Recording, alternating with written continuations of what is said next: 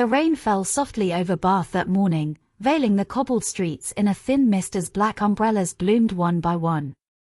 Evelyn Ashbourne stood still under hers, the droplets tracing silent paths down its edges. Her black coat clung to her shoulders, soaked at the hem. She had not spoken since she arrived at the cemetery gates. Alaric Ashbourne, her husband of 14 years, now lay beneath the earth of Lansdowne Cemetery. The casket was polished and cold, topped with white lilies she did not choose. Everything about the funeral had been planned without her, by Julian. Julian Ashbourne, Alaric's son from his first marriage, stood at the head of the crowd, hands folded, chin tilted. His tailored coat spoke of London offices and old money. He hadn't looked at Evelyn once, not even during the eulogy he delivered like a speech from court. To Julian, Evelyn had always been a guest in their family. A teacher of poetry, hardly worthy of the Ashbourne legacy built on heritage, property, and prestige. The estate in Bath. The gallery collection. The townhouse in Hampstead. She knew none of it would be hers. And she had accepted that. Or at least she thought she had. As mourners began to leave, Evelyn remained, staring at the stone that now bore Alaric's name. She whispered nothing. Just a soft exhale, barely a breath. Then, with the grace she had perfected over years of being overlooked, she turned and walked towards the waiting car. The solicitor had requested her presence at the reading of the will. She did not expect much. Perhaps a letter. Perhaps nothing at all. The solicitor's office in central Bath smelled of paper and time. The curtains were drawn, and the wood panels whispered of old decisions and colder truths. Julian sat by the window, legs crossed, already sipping coffee. Mrs. Ashbourne, the solicitor nodded, motioning for her to sit. Julian didn't greet her. His eyes lingered briefly, then returned to the steam rising from his cup. The will was read quickly. Everything, every property, every account, every item catalogued under Alaric's name, was left to Julian Ashbourne. Evelyn kept her eyes fixed on the solicitor's desk, steady, calm, unreadable. And for Mrs. Evelyn Ashbourne, the solicitor continued, pulling an envelope from the drawer, Mr. Ashbourne left this. It was sealed in pale blue wax, marked with Alaric's old crest, an A looped around a vine. Evelyn took it with steady fingers. Her name was written in his handwriting. The rest of the world faded. Julian stood to leave. If that's all, I have a train to catch, he said, brushing past her. No goodbye. No glance. The letter was light, but it pulsed with weight. That evening, alone in the quiet drawing room of the Bath house, Evelyn sat by the fire. She opened the envelope slowly, her heart unsure whether to brace or hope. Inside was a letter. But it was not a goodbye. It was a beginning. My dearest Evelyn. If you are reading this, then my time has come and I failed to tell you everything. You must go to the place where we first met in Hampstead. There, you will find a key, and more. Everything else I could not say is waiting for you. Forgive me for the silence. But trust me now. Yours, always, Alaric. Evelyn's hands trembled slightly, but she did not cry. She folded the letter once more, held it to her chest, and stared into the flames. There was something left after all. And she would find it. The following morning, Evelyn boarded a train to London with the letter tucked safely inside her coat pocket. The journey from Bath to Hampstead was quiet, her thoughts louder than the rhythmic clatter of the rails beneath her. Hampstead was different from Bath's gentle charm. It was alive with the pulse of the city, narrow streets lined with cafes, art galleries, and townhouses that whispered secrets from their ivy-covered walls. At the address written in Alaric's letter, Evelyn found an old bookshop nestled between a florist and a small antique dealer. The wooden sign creaked as she pushed open the door, and the smell of aged paper and dust wrapped around her like a forgotten memory. Behind the counter stood a man with salt and pepper hair and round glasses. He looked up, surprised to see a visitor so early. May I help you? He asked politely. Evelyn hesitated, then showed him the letter. This belonged to Alaric Ashbourne, she said softly. He said I would find a key here. The man nodded slowly and reached beneath the counter. His fingers emerged with a small, ornate box carved from dark wood. Evelyn opened it carefully. Inside lay an old brass key, its teeth worn from time. It's been kept safe, the man said. Alaric was very particular about this. Her heart raced. She tucked the key into her palm, feeling its cold weight. Now, the man added, there is one more thing. This bookshop used to be a front for a secret society collecting lost artworks during the war. Alaric was involved. If you want to understand what he left you, you must look for the Ashbourne Gallery. Evelyn's mind spun. The letter's words began to make sense, the secret, the hidden investment. Before she could ask more, the bell above the door jingled. A tall figure entered, his gaze sharp and searching. Julian. Evelyn's heart sank. He spotted her, paused, then smiled thinly. Well, if it isn't Mrs. Ashbourne, he said. Still chasing shadows, I see. Without waiting for a reply, Julian strode past and out, leaving Evelyn clutching the key and a growing resolve. She was no longer just a widow. She was a woman on a mission. Evelyn's days in London blurred into a steady rhythm of research and whispered inquiries.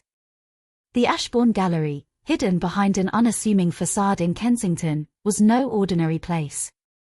Its reputation as a sanctuary for rare and lost art intrigued her. She approached the gallery's heavy iron door, key in hand. The brass teeth fit perfectly into the lock. With a soft click, the door opened to reveal a dimly lit corridor lined with framed paintings, some unsigned, others marked only by cryptic symbols. Each step deeper felt like peeling back the layers of a mystery long buried. In the gallery's heart stood a glass case holding a single canvas. It was a landscape, serene yet haunting, signed only with the initials, AA. Evelyn ran her fingers along the frame, feeling a sudden rush of connection. This was her husband's world, the hidden part he never spoke of. Her phone buzzed. A message from an unknown number. Not everything is as it seems. Watch your back, Evelyn. Her breath caught. Who was watching her? And why warn her? Before she could think further, the gallery's lights flickered. The quiet hum of the city outside was replaced by a sudden stillness. Then footsteps. Slow. Deliberate. Closer. Evelyn spun around. A shadow emerged from the far corner. It was Julian. His eyes glinted coldly. Thought you'd find something here, he said quietly. But you don't know the full story. Evelyn steadied herself. Then tell me, she replied. Because I'm done living in half-truths. Julian's expression hardened, but a flicker of something, regret, perhaps, softened his tone. There's more to Alaric Ashbourne than you know, he began. He wasn't just an art collector. During the war, he helped hide paintings stolen by the Nazis, protecting them until peace returned. Evelyn listened intently. The letter, the gallery, the secret society, it was all part of a grander story. But why keep this from me? She asked quietly. Julian looked away. To keep you safe. There are people who still want those paintings. Dangerous people. Evelyn's resolve strengthened. Then I need to find out everything. For Alaric, and for myself. Over the next days, Evelyn dived deeper into Ashbourne's hidden world. She uncovered names of allies long gone, hidden letters, and clues leading to a secret vault beneath the gallery. One rainy evening, using the brass key, Evelyn found a concealed door behind a large tapestry. The lock turned with a satisfying click. Inside the vault were crates of priceless art and documents detailing Alaric's efforts to preserve history against destruction. Among the papers, Evelyn discovered a will, one that named her as the rightful heir to these treasures. It was a different kind of inheritance, one far more valuable than money or property. As thunder rumbled outside, Evelyn realized her journey was just beginning. The discovery of the secret vault beneath the Ashbourne Gallery was a turning point for Evelyn. It was as if a veil had lifted, revealing a side of her late husband she had never known, one full of courage, sacrifice, and secrets meant to protect more than just art. Days blended into nights as Evelyn pored over every letter, every photograph, every document tucked away in those crates. The weight of history pressed heavily upon her, yet she found strength in the knowledge that Alaric's true legacy was now entrusted to her. But as the shadows grew longer, so did the dangers lurking just beyond the light. One evening, as the London fog thickened outside, Evelyn returned to the gallery to continue her research. The streets of Kensington were quiet, the usual buzz muted under the weight of the mist. Inside the gallery, the atmosphere was dense. The old wooden floors creaked beneath her footsteps, and the faint scent of oil paint and aged paper filled the air. Evelyn set her leather satchel down and began sorting through a pile of correspondence bound by a faded ribbon. Her concentration broke suddenly when she heard a faint noise, soft footsteps approaching from the back of the gallery. Her heart quickened. "Who's there?" she called, voice steady but firm. No answer. She moved cautiously toward the rear door, key clutched tightly in her hand. Then, a shadow detached itself from the gloom. It was Lucas Ashbourne, Julian's younger brother, and the one who had been distant and cold to her since Alaric's death. "What are you doing here?" Evelyn asked, trying to keep her tone civil. Lucas's eyes were hard, but there was an edge of desperation beneath. "I could ask you the same," he replied. "This isn't your fight." Evelyn's jaw tightened. "It became my fight the moment I found out what Alaric left behind." Lucas looked away, a flicker of conflict crossing his face. "There are people, powerful people, who will come after whoever holds those paintings." She nodded, understanding the gravity of the threat. "Why didn't Alaric tell me?" Evelyn pressed. Lucas sighed, running a hand through his dark hair. "Because he thought you wouldn't survive the fallout. He tried to protect you, but it seems fate has other plans." The tension between them was palpable, but beneath it, a fragile alliance was forming. "Then we need to work together," Evelyn said softly. "To keep Ashbourne's legacy safe." Lucas hesitated, then finally nodded. As they talked, a sudden knock echoed through the gallery's front door. Both froze. Evelyn's gaze met Lucas's, silent understanding passing between them. The shadows outside were closing in. The knock on the gallery door echoed through the silent corridors of Kensington. Evelyn and Lucas exchanged a brief, tense glance before she cautiously moved toward the entrance. Her heart pounded in her chest, every beat echoing the uncertainty of what lay beyond the door. Slowly, she unlatched the heavy wooden door and pushed it open, revealing a tall man cloaked in a long dark coat, his face partly shadowed by the brim of his hat. The London fog curled around him like a shroud. "Good evening, Miss Ashbourne," the man said, his voice smooth yet guarded. "I'm here on behalf of those who have a vested interest in the Ashbourne collection." Evelyn's eyes narrowed. "And who might that be?" The man gave a slight, knowing smile. "I represent a private trust dedicated to preserving cultural heritage. Your late husband was a valued member. I believe you have inherited more than just the gallery." Lucas stepped forward, voice low and wary. "We're aware of the collection's significance. But we intend to protect it ourselves." The visitor's smile faded slightly. "I do not doubt your intentions. However, there are risks involved, dangerous parties who would stop at nothing to claim what rightfully belongs to them." Evelyn felt a chill despite the mild evening air. She glanced at Lucas, his face was grim, yet determined. "What exactly do you want from us?" she asked.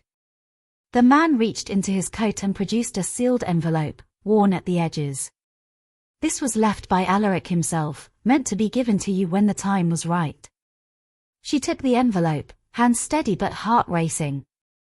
Breaking the seal, she found a letter penned in Alaric's distinctive script. To Evelyn, my steadfast guardian. If you are reading this, then my time has passed, but the legacy must endure. There are forces that would seek to dismantle all I fought to protect. Trust no one outside this circle, and remember, the greatest treasures are not those seen with the eye, but those guarded within the heart. Use this knowledge wisely. The future depends on it. Alaric Ashbourne. Evelyn's breath caught in her throat. This was no ordinary inheritance. It was a call to arms, a responsibility far greater than she had ever imagined. Lucas nodded slowly. We have to be ready. Whatever comes next, we face it together. As the visitor tipped his hat and vanished into the mist, Evelyn and Lucas stood in the gallery's dim light, united by a shared purpose and the weight of the secrets yet to come. The following days in Kensington passed in a blur of whispered conversations and cautious plans. Evelyn and Lucas found themselves thrust into a world of shadowy dealings and veiled threats, one their quiet lives had never prepared them for. Evelyn spent long hours in the Ashbourne Gallery, poring over maps and ledgers Alaric had left behind. Each document revealed new layers to the hidden network of art investments and properties Alaric had meticulously built, far beyond what anyone in their circle had suspected. One evening, as the sun dipped behind the city skyline, Evelyn received an unexpected visitor, a woman named Claire, claiming to be an old friend of Alaric's from his days in the art world. Claire's eyes held a mix of sorrow and urgency. He trusted you with more than just these paintings, she said, her voice low. Alaric believed you could complete what he started. Evelyn listened intently as Claire spoke of a secret foundation Alaric had quietly established to support struggling artists and preserve endangered cultural landmarks. The foundation's funding came from the very assets hidden in the gallery's vault. But the foundation is under threat, Claire warned. There are those who want to seize control and dismantle everything. Evelyn's resolve hardened. She realized this was not just about inheritance. It was a battle for legacy, for values, and for the future of art itself. Meanwhile, Lucas grappled with his own demons. His usual icy demeanor softened as he grew closer to Evelyn, the unlikely alliance evolving into something deeper, though neither dared to name it. Their partnership became a delicate dance of trust and suspicion, each step fraught with the risk of betrayal. One night, as they reviewed security footage from the gallery, a shadowy figure appeared lingering near the entrance, someone clearly watching their every move. Evelyn felt a chill run down her spine. The game was no longer about secrets buried beneath layers of paint, it was about survival. With every passing hour, the stakes rose higher. The Ashbourne legacy was not merely a treasure trove of art and property, it was a battleground where loyalty and deception waged war in the quietest corners of Kensington. The final weeks in Kensington became a whirlwind of revelations and confrontations. Evelyn and Lucas moved with careful precision, determined to secure the foundation and protect the Ashbourne legacy from those who sought to unravel it. One evening, a discreet meeting was arranged at an unassuming townhouse near the River Thames. Claire, Evelyn, and Lucas gathered with a small group of trusted allies, art historians, legal experts, and old friends of Alaric, each bringing a vital piece to the puzzle. As plans were laid out, the depth of the opposition became clear. Powerful interests, including ruthless collectors and corporate magnates, were maneuvering to seize control of the foundation and its priceless holdings. Evelyn felt the weight of responsibility more keenly than ever. The gallery was no longer just a place of art, it was a symbol of resilience, hope, and the future Alaric had envisioned.